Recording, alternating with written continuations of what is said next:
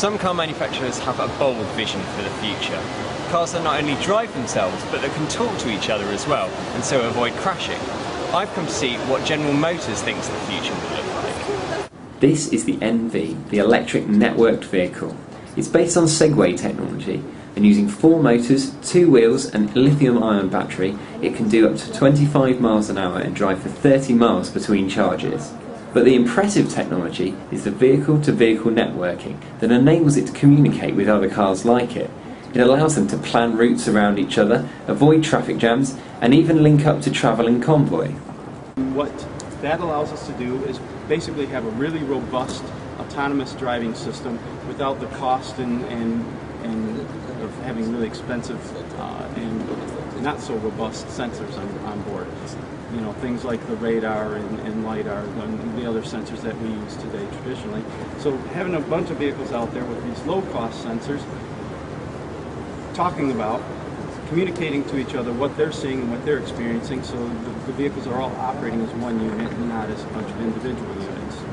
It can also talk to infrastructure, things like stoplights, crosswalks, or any other things that the city or whoever's organizing it might want to communicate to the vehicle.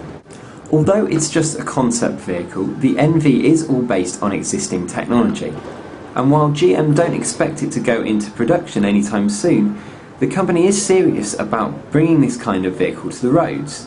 They're already planning a 4-seater model and are looking to put the car in the global public eye by making it part of a big event in a major city sometime soon. But the technology might reach us sooner than the car itself. Well, as you said, the NV is very much a vehicle for tomorrow. However, the technology in it, some of which we'll be looking at to bring in a little more quickly than that. So a lot of the telematics that are in the car, a lot of the email type functionality, you'll find that getting into cars really quite quickly. The other area of the vehicle that will find its way into cars more quickly than that is the awareness of other cars around them. So some of the spatial capability the cars have, so it knows where other cars are.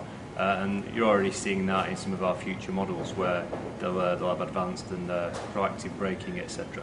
So whilst it's very much a car for tomorrow, a lot of the features will be used or evolved or developed and brought into cars more quickly than that.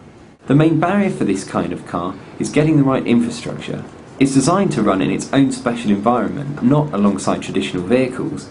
That might be okay for newly built cities in rapidly growing China, but not for an already congested city like London. But vehicle-to-vehicle technology could mean we enjoy some of the benefits of the NV long before we all give up our traditional cars.